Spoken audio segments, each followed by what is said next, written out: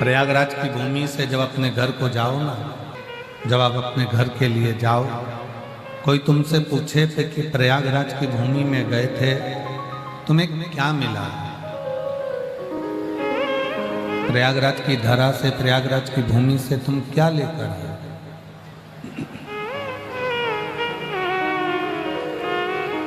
प्रयागराज की भूमि से आप क्या प्राप्त कर लाए? तो आप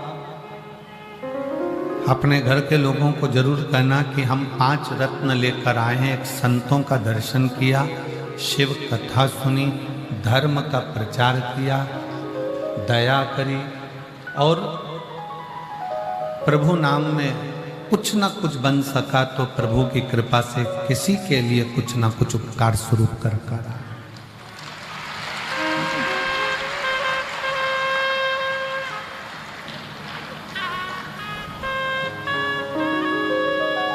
भक्ति का सबसे बड़ा लक्षण क्या है? थोड़ा रिटर्न बढ़ाओ। भक्ति का सबसे बड़ा लक्षण क्या है? आपने बहुत अच्छे कपड़े पहन लिए, ये भक्ति का लक्षण नहीं है। आप मस्तक पर तिलक लगा लिए, त्रिपुंड लगा लिए, ये भक्ति का लक्षण है। भक्ति का सबसे बड़ा लक्षण है अपना हो चाहे पराया हो, किसी के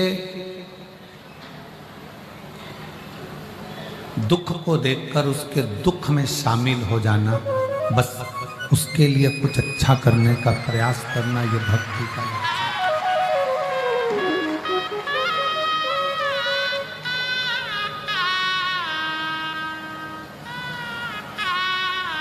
आज बड़ा विचित्र सोच, आज के ज़माने में बड़ी विचित्र गाथा दुनिया की हो गई।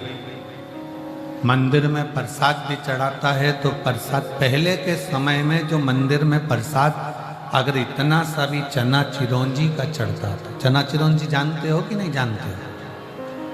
चना चिरौंजी जानते हो? जम के तो बोलो जरा। वो मीठी सफ़ेद कलर की आती है, उसको हम चिरौंजी बोलते हैं। और चना,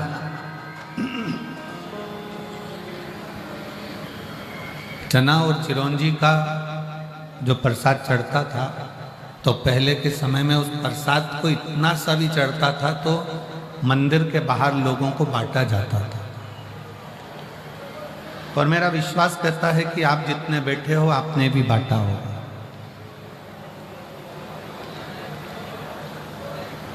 पर आज का समय ऐसा हो गया कि वो प्रसाद भले थोड़ा सा चढ़ाए, 2 किलो चढ़ाए, 5 किलो चढ़ाए, और उसका मन ये करता है कि जितना मैंने चढ़ाया है वो सारा की सारा मेरे साथ मेरे घर तक जाना चाहिए, क्योंकि मैंने चढ़ाया, उसको मैंने चढ़ाया। ये चल रहा है डब्बे, उसको मैंने चढ़ाया,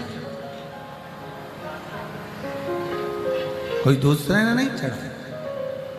शिवमहापुराण की कथा कहती है कि शिवमहापुराण एक बात कहती है कि पंडाल में शिवमहापुराण की कथा में आपने भले कावड़ भरने के लिए कोई लोग निकल कर जा रहे हो, उनके लिए भंडारा चला दिया हो, आपके यहाँ मेला लगा हो उसके लिए भंडारा चला दिया हो, पर ये जितने शिवभक्त 7 दिन 5 दिन शिव महापुराण की कथा को श्रवण करते हैं, इन शिव भक्तों का मात्र मुख झूठा करा दिया तो वो एक अलग ही तत्व प्रदान कर देता है, वो अलग ही सुख दे देता है।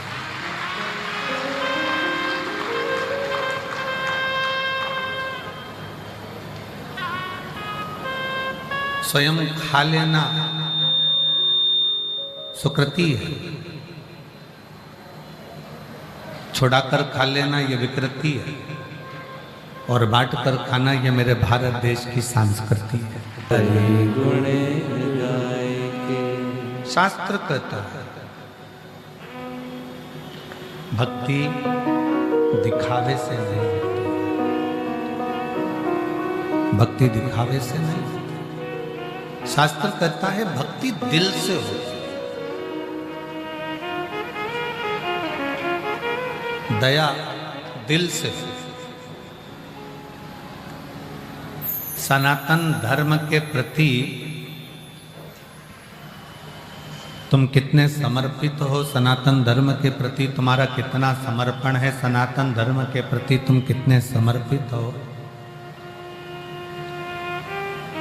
ये बाहर से भले ना दिखे पर दिल से सनातन धर्म के प्रति तुम्हारा समर्पण 24 घंटे होना चाहिए। हर पल, हर घड़ी, हर क्षण होना चाहिए।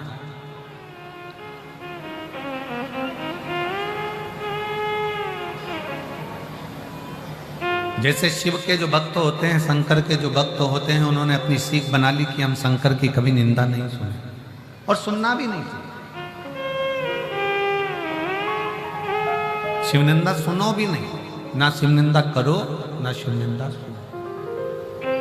शंकर का जो भक्त होता है, शिव का जो भक्त होता है, शंकर की आराधना करने वाला जो होता है, शिव की आराधना करने वाला जो होता है, वो शंकर की ना निंदा करता है और ना निंदा सुनता है।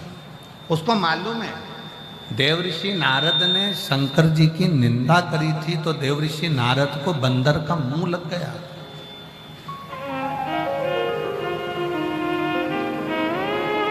केवल एक देवऋषि नारद ने एक गलती कर दी थी कि शिव की निंदा कर दी थी।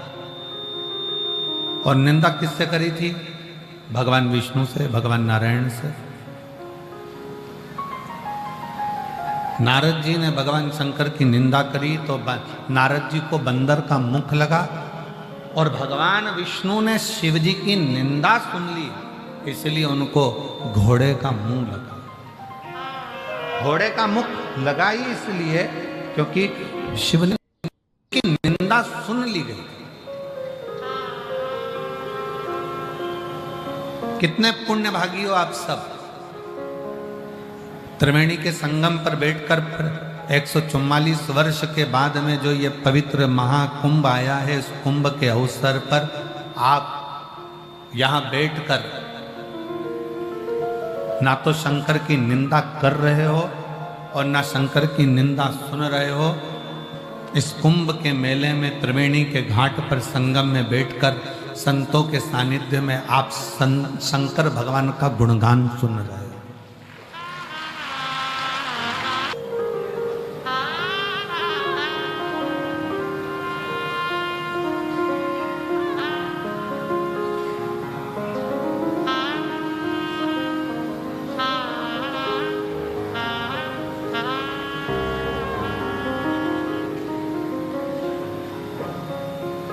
कल वो कोई कह रहा था गुरुजी एक यहाँ पर माला बेचने वाली आई थी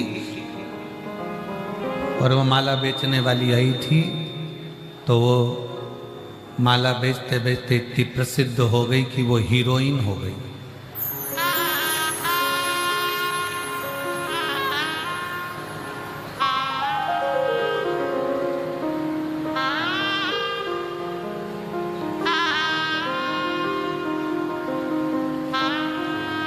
जिसके गले में तुलसी की माला होती है, रुद्राक्ष की माला होती है, वो साधारण नहीं होता।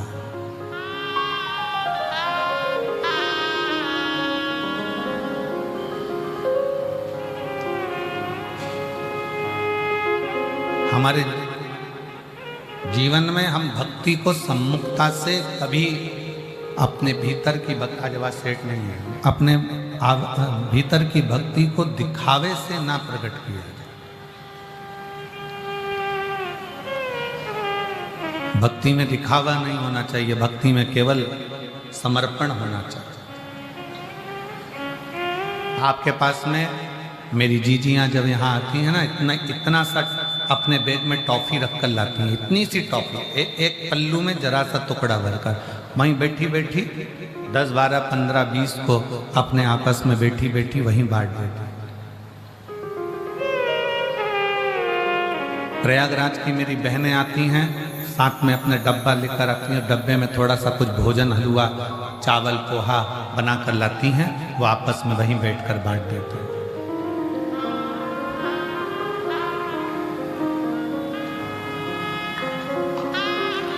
समर्पण किसको कहते हैं?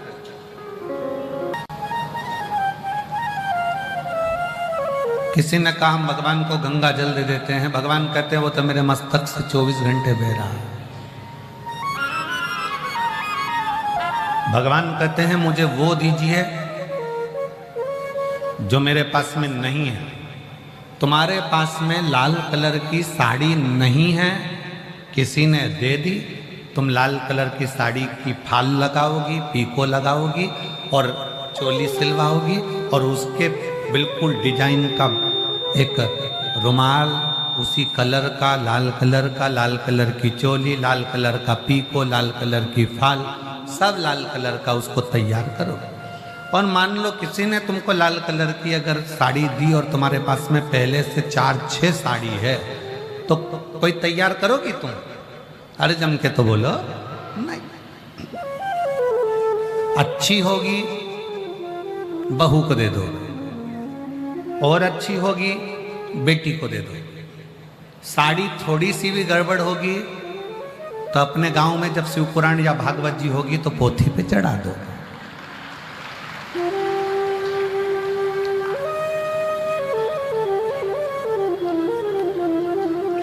थोड़ी हमारी बात का बुरा तो लगता होगा तुम लोगों को कि गजब ये कहाँ से बोल देते हैं। तो जो सत्य है वो सत्य है। लाल कलर की साड़ी अगर तुम्हारे पास में है तो तुम उसको तैयार नहीं करोगे। पीले कलर की साड़ी अगर तुम्हारे पास में है तो तुम उसको तैयार नहीं करोगे।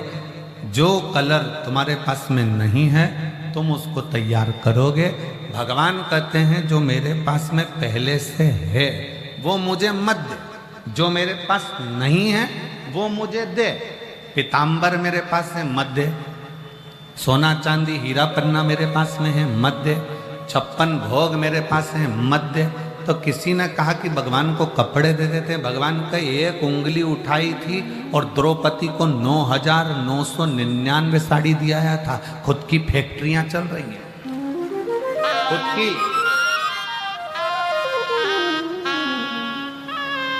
मुझे तो वो दो जो मेरे पास में नहीं है। तब पूछा किसी एक भक्त से कि भगवान के पास क्या नहीं है?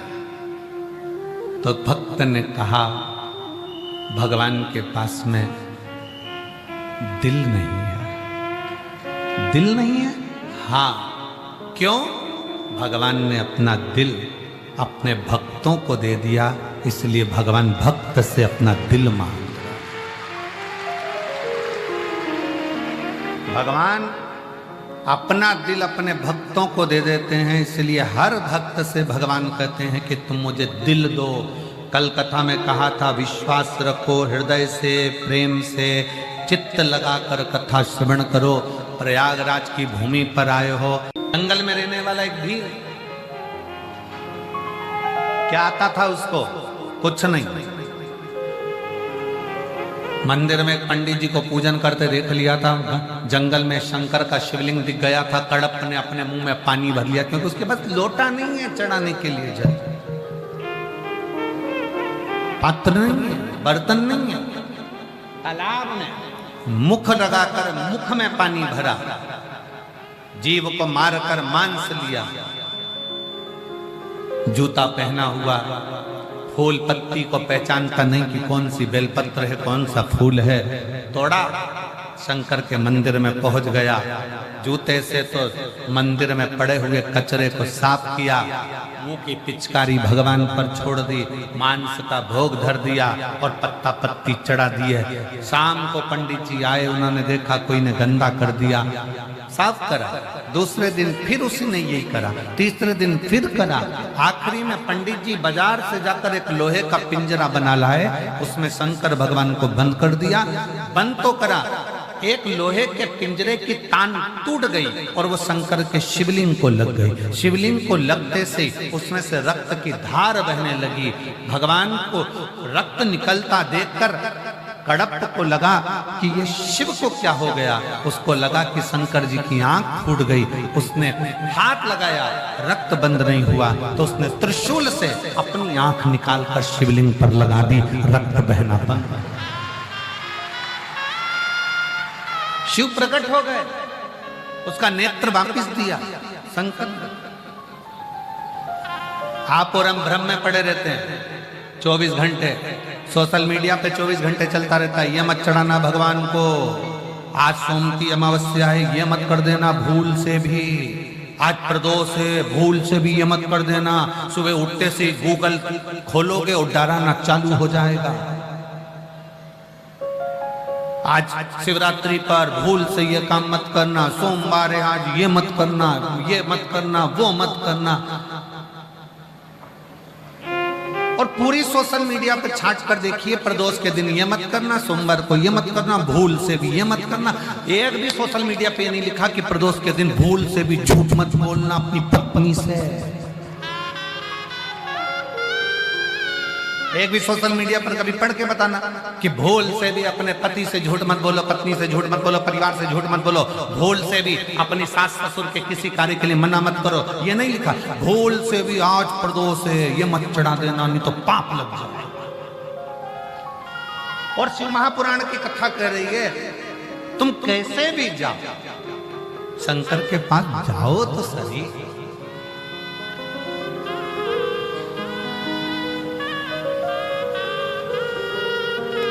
जो फूल किसी देवता पे नहीं चढ़ते वो मेरे शंकर जी पे चढ़ जाते हैं।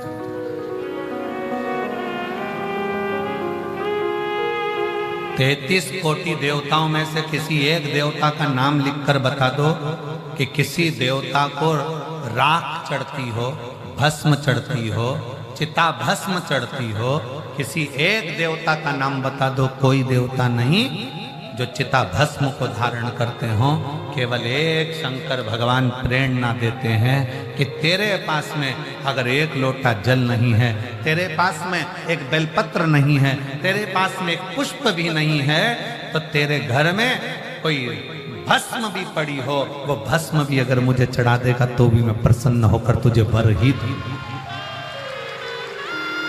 मैं तुझे वर प्रदान करूंगा। मैं तुझे कभी भी शंकर भगवान अपने भक्त पर कभी रुद्र अपना क्रोध नहीं दिखाते। कोई तुमसे कहते भगवान को ये मत चढ़ाना नहीं तो पाप दे जाएंगे, भगवान शंकर को ये मत चढ़ाना, शिव जी को दोपहर में पानी मत चढ़ाना, शंकर भगवान को शाम को मत चढ़ाना, शंकर भगवान को सुबह मत चढ़ाना, तुम ये मत चढ़ाना। शंकर भगवान, शिव महापुराण की कथा कहती है पहले के समय में सारे देवताओं के मंदिर में कपाट होता था, सारे देवताओं के मंदिर में पट होता था, सारे देवताओं के मंदिर में दरवाजा होता था। केवल एक देवाधिदेव महादेव ऐसे हैं जो कैलाश पर रहते हैं, तो ना कैलाश पर दरवाजा है ना शंकर के दरवाजे पर दरवाजा है। वो तो अलमस्त होकर वीराने में बैठता।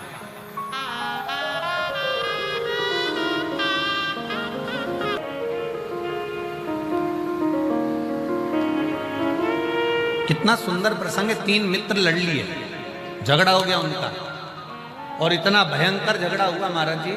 वो तीनों झगड़ा कर कर एक राम जी का उपासक, एक कृष्ण जी का उपासक, एक शंकर जी का उपासक, हमें समझ में नहीं आता ये आपस में झगड़ते ही क्यों है,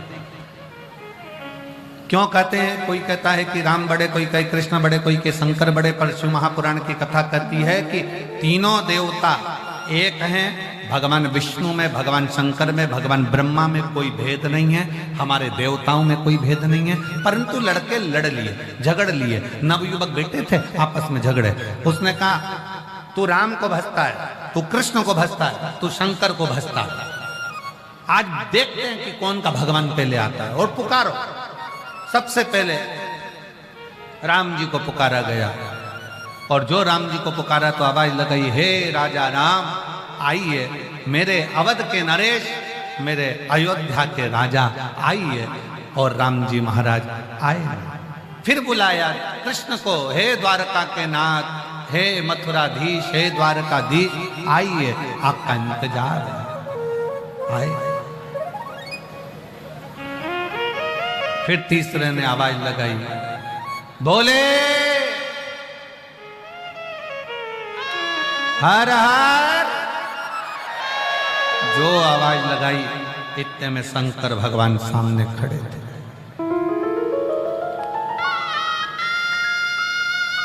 शिव जी सामने, दोनों का चेहरा उतर गया।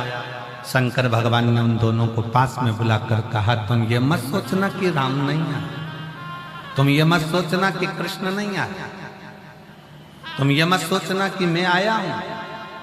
थोड़ी देर बाद राम जी आए, कृष्ण जी आए, दर्शन किया तो उनके भक्त ने पूछा कि प्रभु राम आपने आने में देरी क्यों लगा दी? तो राम जी कुछ बोलते उससे पहले मेरे शंकर भगवान कह दिए, तुमने राम को कहा कि अवध के राजा आना, अयोध्या के नरेश आना, तो राजा जब आता है तो अकेला नहीं आता, अपनी पूरी सेना, गार्ड, सब हाथी, घोड़ा, पालकी सबके साथ आता है।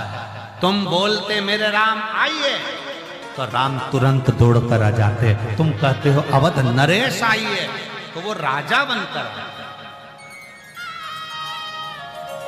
तुम कहते हो कृष्ण द्वारका नाथ आइए, तुम कहते हे मेरे कन्वा, हे मेरे गोपाला, हे मेरे कृष्ण आओ, कृष्ण दौड़ कर आते। पर तुम कहे कि द्वारका नाथ आइए तो द्वारका नाथ तो पालकी लेकर, घोड़े लेकर, हाथी लेकर राजा बनकर आएंगे। और रही हमारी बात तो राम और कृष्ण ने कहा शिव तो कंकर शंकर की भूमि पर रहते हैं, इस संसार में रहते हैं, मृत्यु लोक में रहते हैं। जैसे ही उनको पुकारा जाता है, हर हर महादेव कहा जाता है, वैसे ही शंकर सामने आकर प्रकट हो जाते हैं। वो ये नहीं देखते कि तुमने क्या भजा, कैसे भजा, क्या करा, क्या नहीं करा।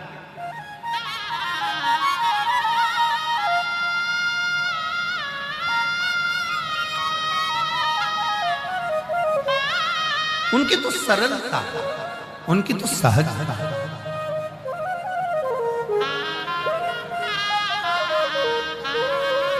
कितना सरल है शिव, जरा विचार करिएगा।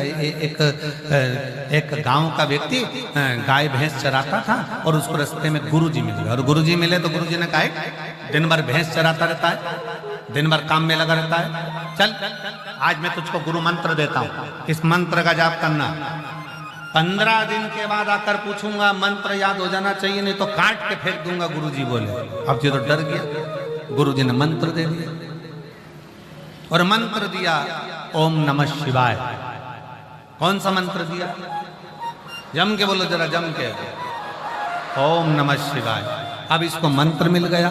मंत्र मिलने के बाद इसने जपना प्रारंभ कर दिया, ओम नमः शिवाय, ओम नमः शिवाय, ओम नमः शिवाय, ओम नमः शिवाय, ओम नमः शिवाय, ओम नमः शिवाय।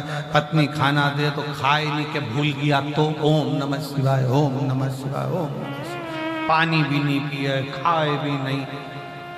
4 दिन बाद भैंस चराने जा रहा था, पानी प्यास लगी, 4 दिन से नहीं पिया, पीने के लिए रुका, भैंस आगे निकल गई। एक लड़का दौड़ कर आया, हे भैया वो तेरी भैंस जाए। वो दौड़ कर गया, भैंस पकड़ी। भैंस तो पकड़ी, हाँपने के चक्कर में मंत्र भूल गया, मंत्र भूल गया। जिसने भैंस बताई थी उसी के पास पहुंच गया। क्यों भैया, तुझे याद है मैं कौन सा मंत्र बोल रहा था? हाँ मेरे स्मरण में है। तू बोल रहा था ओम, हाँ ऐसे ही था, बस बता दे भैया कौन सा था, मेरा गुरु मुझे काट कर फेंक देगा, बता। तो कहा ओम ओम ओम भैंस जाए।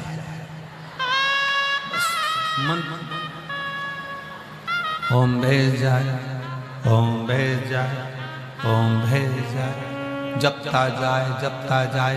एक दिन शंकर भगवान पार्वती जी से बोले, पार्वती तूने मेरे कितने नाम सुने? तूने मेरे कितने नाम सुने? पार्वती कहती हैं आपके तो सहस्त्र हजारों नाम है प्रभु।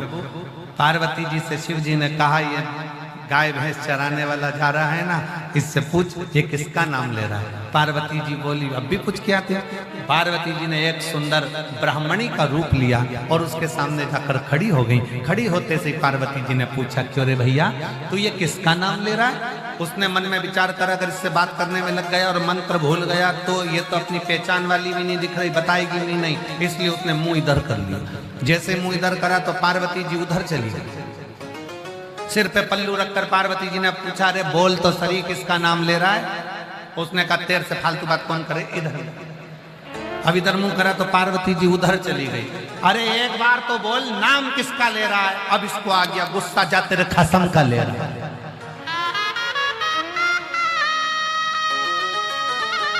जो पार्वती जी सुनी, शिव जी के पास आ गई। भोलेनाथ जी ने पूछा, पूछिए किसका नाम ले रहे हो? मेरे खसम का, तुम्हारा। शंकर भगवान बोले,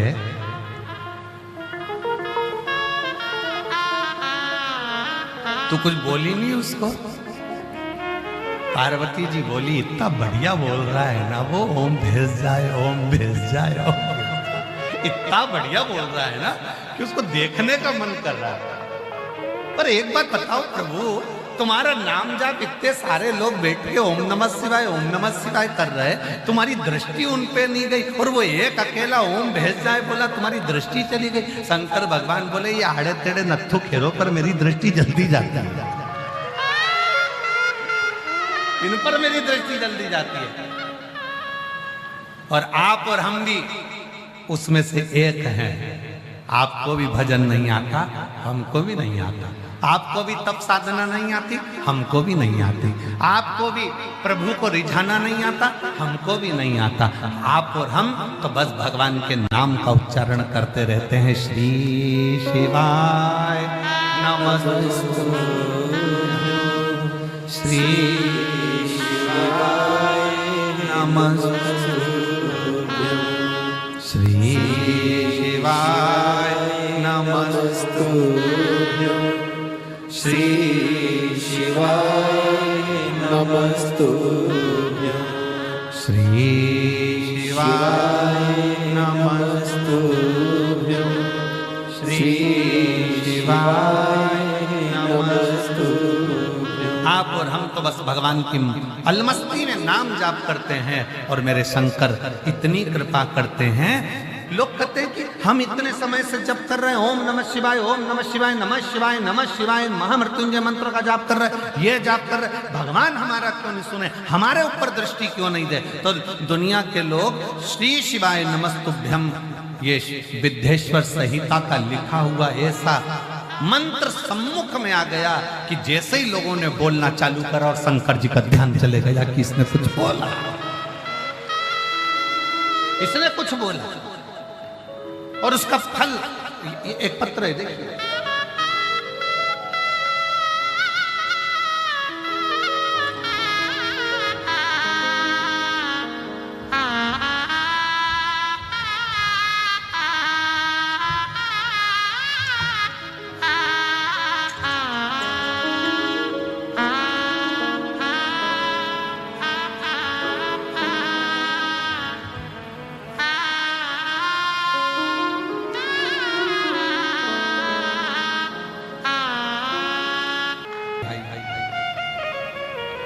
आप जिस भावना से, जैसे उस लखनऊ के मायके वाली बेटी ने लिखा कि हम नहीं जानते थे आपको, ना हम कथा सुनते थे, ना हम विश्वास करते थे, पर पंडाल में बैठकर कथा सुनने का सुख क्या। सालों साल निकलते चले गए, और संतान का जब सुख नहीं आया, डॉक्टर ने कह दिया संतान का सुख नहीं, तब हिम्मत हार गई। हिम्मत हार गई। शिव के आश्रित, शिव। और जब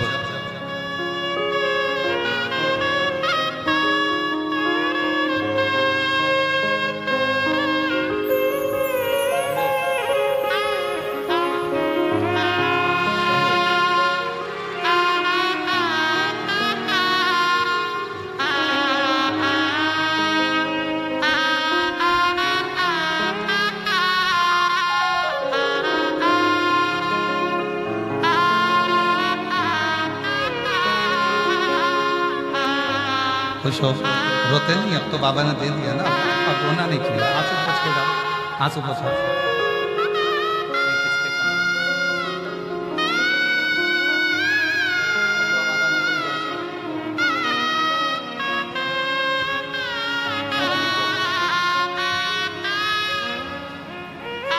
बाबा जी कई वर्षों के बाद हुई है। एक बार जोरदार ताली बजाकर साथ शिव से।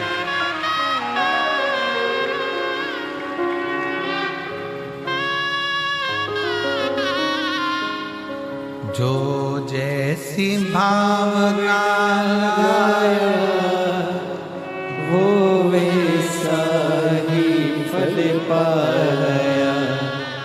नहीं खाली उसे लौटाया, वो मन ही मन हर्षाया, और कर लिया माला माल काशी वाले ने, लुटा दिया भंडार काशी वाले ने। आप जिस भावना से उसको भज रहे हैं,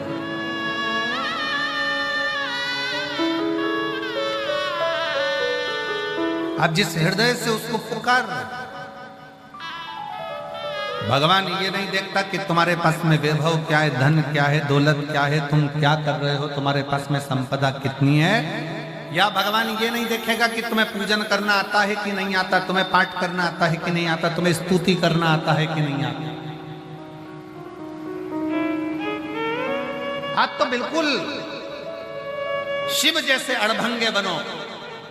सुबह उठो, स्नान करा, एक लोटा जल भरा, अपने नजदीक के अपने घर के पास जो शंकर का मंदिर हो वहां एक लोटा जल चढ़ाने की आदत डाल लो। अगर तुमने एक लोटा जल चढ़ाने की आदत डाल ली तो वो महादेव भी देने की आदत डाल लेगा, कम नहीं देगा। आप एक लोटा जल शंकर के मंदिर जाना चालू तो करो। आप शिव को एक लोटा जल चढ़ाना प्रारंभ तो करो। तेरे मंदिर में आना मेरा काम है और मेरी बिगड़ी बनाना तेरा। बोल बम का नारा है सारी समस्या का हल।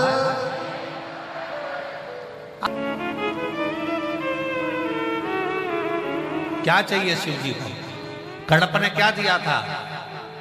वो जानता ही नहीं है पूजन क्या होता है, पाठ क्या होता है, अर्चना क्या होती है, तो भी शिव प्रसन्न हो।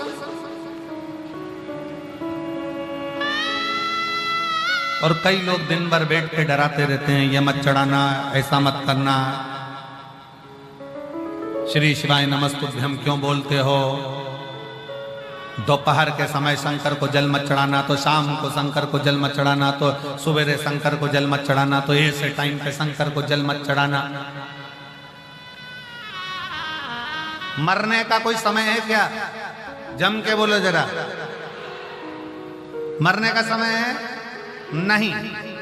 तो प्रभु से मिलने का कोई समय है कि रात को 12 बजे भगवान मिलेंगे, सुबह 8 बजे भगवान मिलेंगे, 4 बजे भगवान मिलेंगे, 6 बजे भगवान मिलेंगे? नहीं। जैसे मौत का समय नहीं होता तो मेरे शंकर से मिलने का, भजन का भी कोई समय नहीं होता। जब मर्जी पड़े तब जब तुम्हारा दिल कर जाए तब उसके दरवाजे पहुंच जाओ।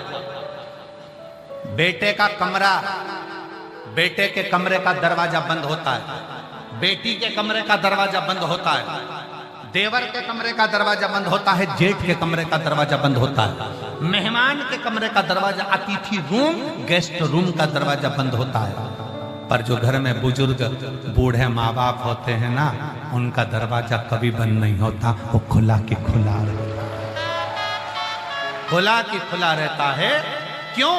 क्योंकि बूढ़े माँ बाप को जब बुलाया जाए, जब बड़ी बहू, छोटी बहू, बेटी, बेटा कोई भी दौड़ कर आवाज लगा दे, मम्मी मम्मी, और मम्मी का दरवाजा खुला है, तुरंत जाना पड़ेगा। पापा का दरवाजा खुला है, तुरंत जाना पड़ेगा। जैसे घर के बुजुर्ग का दरवाजा हमेशा खुला रहता है, उसी तरह 33 कोटि देवताओं में वो देव है 33 कोटि, उसमें एक देव अधिदेव महादेव है, शंकर का दरवाजा, वो बुजुर्ग का दरवाजा खुला रहता है। आप जब पुकारोगे तब शिव को आना पड़ेगा, आप जब लोटा भर के जल चढ़ाओगे तब शंकर को सुनना पड़ेगा, तब शिव आएगा, सुनेगा।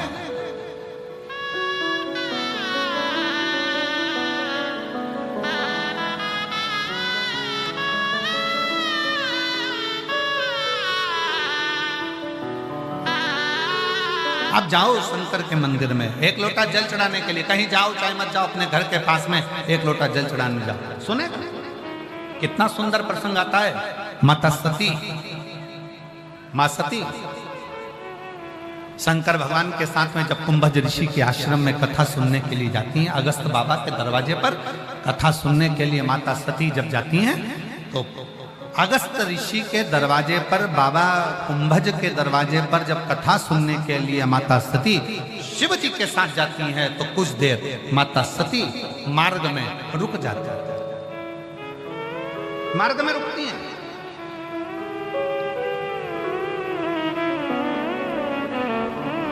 और वो नियम आज तक चल रहा है।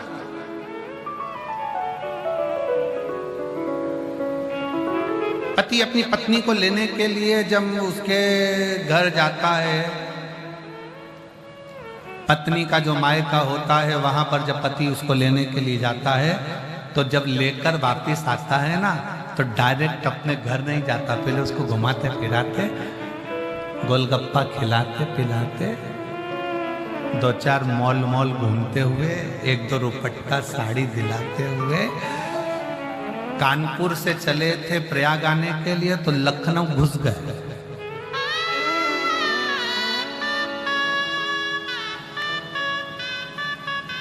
पत्नी बोल रही है घर पे मम्मी पापा इंतजार कर रहे होंगे, उनको तो फोन कर दो। उनको ये थोड़ी ना मालूम है कि अभी अपन निकले कि नहीं निकले, वो तो समझेंगे अभी निकले ही नहीं, चल अपन कानपुर घूम के आते, लखनऊ घूम के आते, थोड़ा प्रयाग घूमकर फिर चलते। शंकर भगवान माता सती को लेकर पहुंचे। एक स्थान पर भगवान शिव सती के साथ बैठे।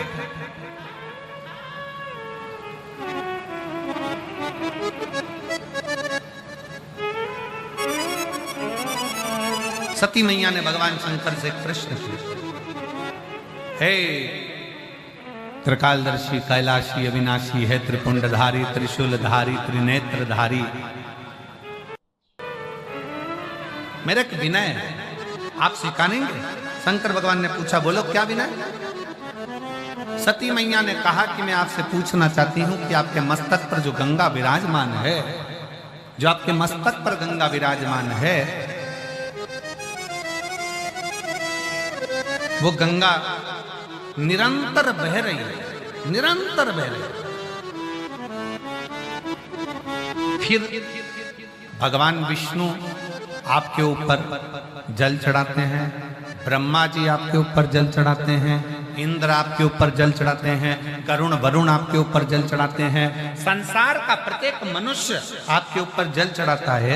जब आपके मस्तक पर गंगा विराज रही है, जब गंगा निरंतर बह रही है, तो आप क्या वो देवताओं के जल के लिए या मनुष्य के जल के लिए आप इंतजार करते हो?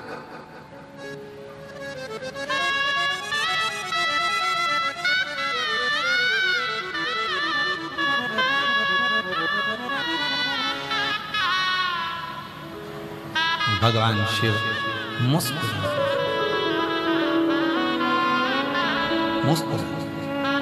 शिव जी ने कहा,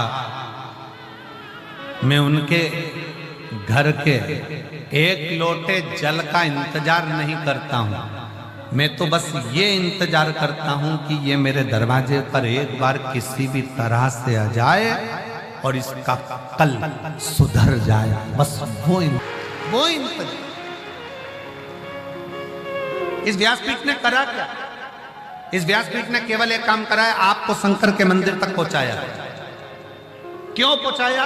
कि आप उसके दरवाजे तक जाओगे तो वो भी तुम्हारे दरवाजे पर। ये आदान प्रदान का जमाना है। तुम्हारी बेटी के ब्याह में कोई आएगा तो तुम किसी की बेटी के ब्याह में जाओगे, तुम्हारे मौसी के घर जाओगे तो मौसी तुम्हारे यहाँ आएगी। आदान प्रदान का जमाना है। भगवान कृष्ण ने स्वयं रुक्मणी जी से कहा कि ब्राह्मण देवता रुक्मणी जी से जाकर कह दो कि वो श्रृंगार करके जगदम्बा के मंदिर पर आ जाए, मैं उसको लेने आ जाऊंगा। भगवान ने ये नहीं कहा कि रुक्मणी जी से जाकर कह दो वो श्रृंगार करके छत पर खड़ी हो जाए, ओटले पर खड़ी हो जाए। भगवान ने ये नहीं कहा।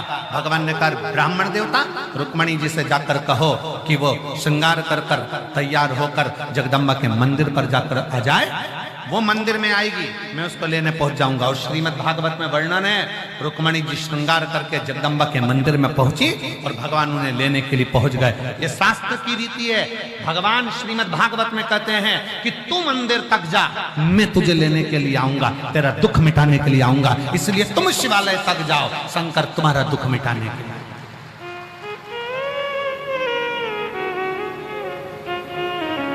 शिव की चौखट तक जाओ तो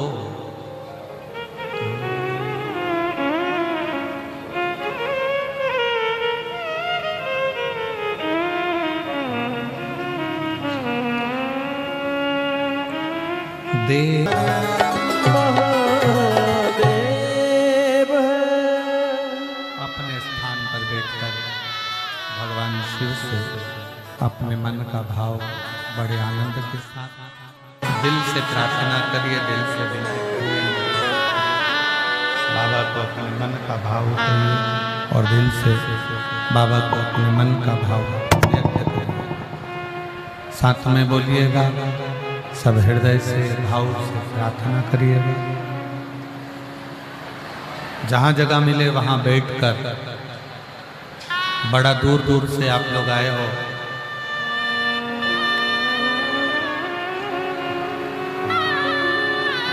शिव के पंडाल में करी गई प्रार्थना खाली नहीं जाती है। बड़े भाव से, हृदय से, दिल से प्रार्थना करिए, निवेदन करिए, विनय करिए। साथ में बोलेंगे,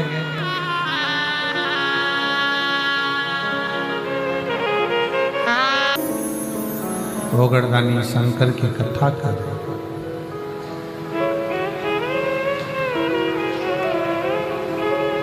माता सती और भगवान शिव का चरित्र कर,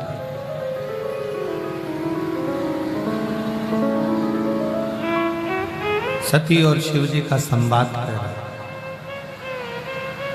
कि है सती, अगर कोई मेरे मंदिर तक, मेरे दरवाजे तक, मेरे द्वार तक जल चढ़ाने के लिए आ रहा है तो मैं ये चाहता हूं कि उसका कल्याण हो, इसलिए मैं उसको खींच कर अपने दरवाजे तक बुलाऊंगा।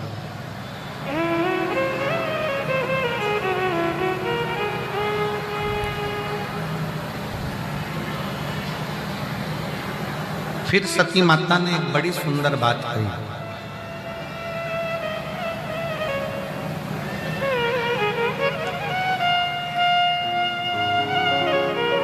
नाथ मान लो, जिस समय पर मेरे प्राण जाएं और मेरे शरीर जब छूटे, मेरे प्राण जब छूटे, स्थान कोई भी,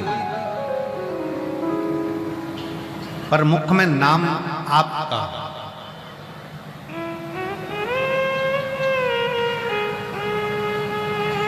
एक वो लाइन आप लोग गुनगुनाते रहते हो, इतना तो करना स्वामी जब प्राण तन से निकले।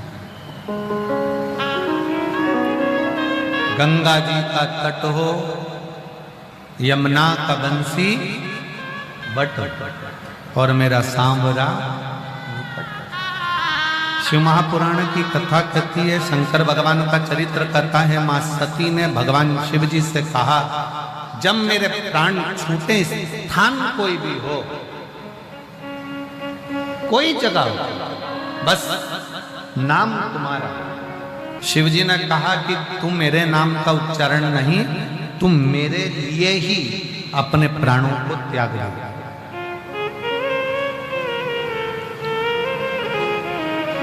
स्वयं मेरे लिए तेरे प्राण छूटेंगे सती।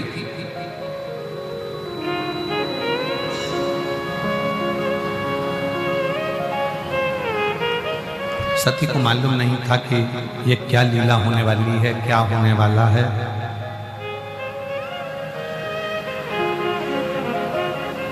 दुखी होने से दुख कम हो जाता है क्या?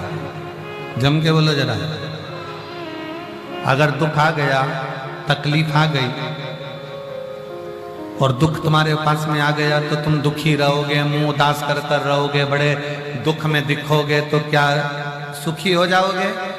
जम के बोलिए नहीं।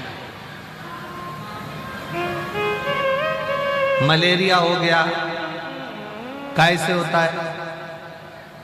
मलेरिया कैसे होता है? मच्छर के काटने से। जम के बोलो तो तुम्हें मालूम है तो भी नहीं बोलते। मलेरिया कैसे होता है? मच्छर के काटने से। अब मलेरिया हो गया तो डॉक्टर के पास जाओगे कि मच्छर के पास जाओगे? जम के बोलो जरा। डॉक्टर के पास, ठीक है।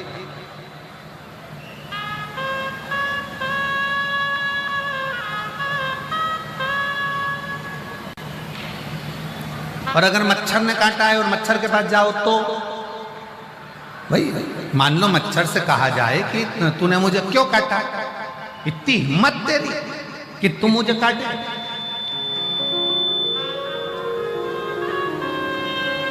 पर नहीं, मलेरिया हुआ, मच्छर ने काटा तो हम डॉक्टर के पास गए, हम मच्छर के पास या मच्छर के रिश्तेदारों के पास नहीं गए।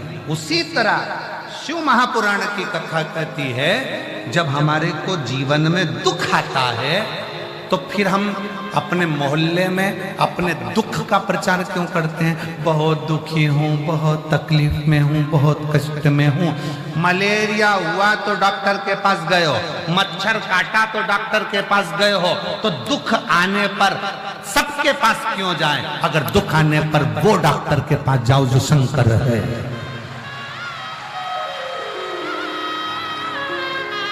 दुख आया है ना, हम इसके पास जाएंगे, उसके पास जाएंगे, उससे कहेंगे मैं बहुत तकलीफ में हूँ जी, मेरी बड़ी कष्ट है, मैं बड़ी बीमार हूँ, मैं बड़ी दुखी हूँ, मैं बड़ी परेशान हूँ, मैं बड़ी परेशान हूँ, तो क्या वो दुख काट देंगे? मलेरिया हुआ तो मच्छर के पास जाओगे तो मच्छर तुम्हारे को दवाई दे देगा क्या? नहीं। पड़ोसन तुम्हारा दुख काट देगी क्या? जम के बोलो जरा, नहीं। रिश्तेदार दुख काटेंगे? नहीं।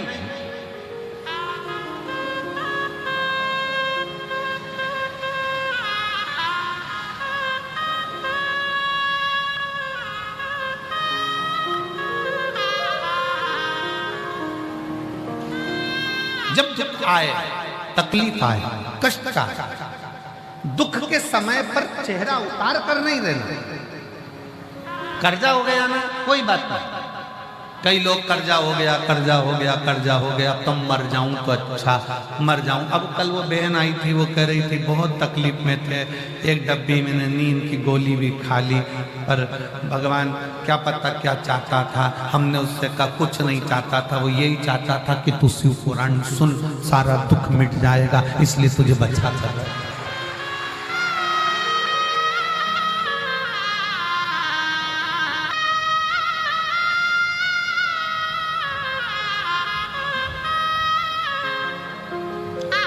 मैं भागलपुर बिहार से आई हूँ। मेरा फोन नंबर ये है, मेरा नाम ललिता भगत है। कहीं बैठी हो ललिता भगत, भागलपुर बिहार की रहने वाली है। कहीं बैठी हो तो हाथ हिला सकती हैं और एक बेलपत्र लेने के लिए आ सकती हैं। ललिता भगत हाथ हिलाएं अगर आई हो तो। आई हैं, कहीं बैठी हैं? आई हैं? अच्छा, आइए एक बेलपत्र ले। मैं बाबा को प्रणाम करती हूँ, सतुआ बाबा को नमन करती हूँ। बाबा जी, मैं काशी की कथा सुनने के लिए आई थी। इतनी दुखी थी कि शायद जिंदगी में कोई दुख किसी के पास। गुरुदेव, मेरी बेटी के लिए केवल मैंने कथा में सुना था कि भगवान के पंडाल में बैठकर कथा सुनते समय जिस समय आप श्री शिवाय नमस्तुभ्यम बुलवाते हो, थोड़ी देर के लिए जब मौन होते हो, उस समय अपना दुख, अपनी तकलीफ शंकर जी से कहना होती है। आप काशी में जितनी भी भजन हुए उसमें केवल एक ही भजन होता था। हमने 3 बार पत्र भी लिख कर दिया कि कम से कम 2 तो गाओ, हमारी बहुत सारी चीज मांगना है, एक भजन में कैसे मांगे? अब तुम्हारे मांगने के चक्कर में भजन 2 करें। अब एक भजन होता था और उसमें लिस्ट बड़ी होती थी। गुरुदेव, फिर भी मैंने बाबा से मांगा और मेरी बेटी के लिए मांगा। मैंने मांगा था सरकारी नौकरी, पर मेरा मन दुख गया जब कथा सुनकर गई तो मेरी बेटी का जॉब टाटा स्टील कंपनी में लग गया। पर मैंने तो सरकारी मांगी थी और आप कहते हो कि जो मांगा जाएगा वो मिलेगा जरूर अगर कथा दिल से सुनी। मेरी बेटी कहती है मम्मी अब क्या करा जाए? तब मैंने कहा नहीं, वो सियोर वाला महाराज है, सारी समस्या का हल 1 लोटा जल। तू जॉब भी कर, 1 लोटा जल भी चढ़ा। और मेरी बेटी ने जल चढ़ाना चालू करा। आज मुझे क्या मालूम था जल चढ़ाने का फल भी जल ही होता है। बाबा भोलेनाथ ने जल संसाधन विभाग में मेरी बेटी का सरकारी नौकरी लगा दिया। मैं बाबा को प्रणाम करता हूं। गुरुदेव, मेरे बेटे का कोई ऑफिस नहीं था, बाबा ने मेरे बेटे का ऑफिस बनवा दिया। 10 साल से मेरा पैसा कहीं फंसा हुआ था, वो आ नहीं रहा था, हम कष्ट में चल रहे थे। काशी की कथा सुनकर गई और उपत कर पैसे देने वाले का फोन आया और कहता है, बहन जी मैं परसों के दिन आपका पूरा पेमेंट पहुंचा दूंगा। ये शंकर इसको एक पत्र भी बड़ा सुंदर।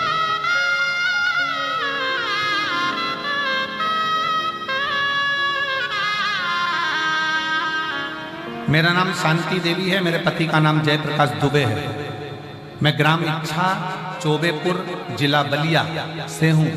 कहीं बैठी हूँ तो हाथ हिला सकती हूँ। जिला बलिया इच्छा, ग्राम इच्छा चौबेपुर जिला बलिया, जयप्रकाश दुबे पति का नाम है और शांति देवी। कहीं बैठी हूँ हाथ हिला सकती हूँ और आई हूँ तो एक बेलपत्र लेने के लिए आ सकती हूँ। गुरुदेव, 2022 से आपकी कथा सुन रही हूँ। मेरे बेटे का नाम राहुल दुबे है, जो कई साल से सरकारी नौकरी के लिए तैयारी कर रहा है पर उसका सिलेक्शन नहीं हुआ। तब मैंने अपने बेटे से कहा कि चल, बनारस में कथा चल रही है और मैंने सुना है कि पंडाल में बैठकर जो मांगा जाता है वो मिलता है। बेटा कहने लगा, मम्मी ऐसा होता है क्या कि कथा के पंडाल में बैठकर जो मांगोगे वो मिलेगा? हाँ, वो सीवर वाला महाराज कहता है कि मेहनत को 4 गुना करना पड़ेगा, रात दिन एक करना पड़ेगा और आखिरी में बेलपत्री और शहद का प्रयोग कर कर किसी पंडाल में बैठकर जो मांगोगे वो मिलेगा। मेरा बेटा मेरे साथ बनारस की कथा में जो सतुआ बाबा कराए उस कथा में पहुंच गया और बाबा से विनय करी। हम 1 दिन की कथा बाबा से बोलकर गए थे पर हमने पूरी 7 दिन की कथा का लाभ लिया और आज मेरे बेटे का BSF में सिलेक्शन हो गया। मैं बाबा को प्रणाम करने के लिए आई। एक पत्र बड़ा अच्छा है। मेरा नाम मंजू शुक्ला है, मैं प्रतापगढ़ विरोती की रहने वाली हूं। मैं 6 साल से कल्पवास कर रही हूं पर मेरी आंखों से दिखता नहीं था। मैं 6 साल से कल्पवास कर रही हूं, मेरी आंखों से दिखता नहीं था। गुरुदेव, जब आपने कल्पवास के समय पर इस प्रयागराज की भूमि पर 2 दिन की कथा करने के लिए आए तो मुझे कल्पवासियों ने कहा, बहन जी आपकी आंखों से नहीं दिखता, कहीं बैठी हो तो आ सकती, आपकी आंखों से नहीं दिखता। वो सीवर वाला महाराज आया है कथा कहने के लिए, शंकर की कथा कहता है पर पंडाल में बैठकर जो मांगा जाता है वो मिलता है। तुम भी पंडाल की भूमि की रज को आंखों पर लगाना, प्रणाम करना, जरूर तुम्हारी आंखों से दिखना प्रारंभ होगा।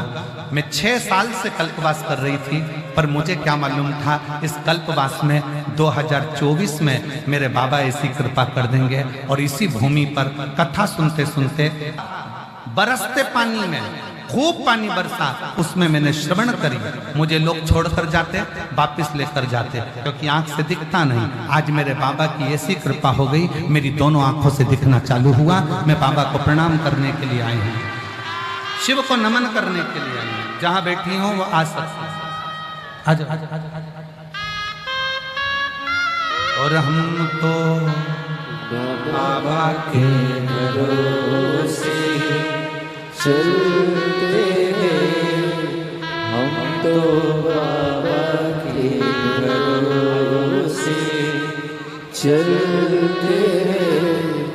ये दुनिया वाले जलते हैं, ये दुनिया वाले जलते हैं, हम तो बाबा के भरोसे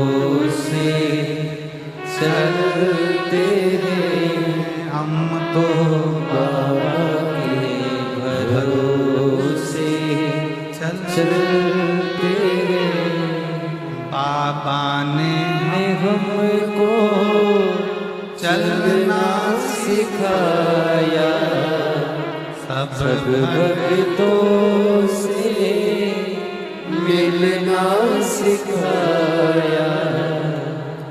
हम तो सीना तान के चलते हैं, हम तो सीना तान के चलते हैं, डमरू वाले के भरोसे चलते हैं, काशी वाले के भरोसे चलते हैं, भोले बाबा के भरोसे चलते हैं। शिव के आश्रित हो।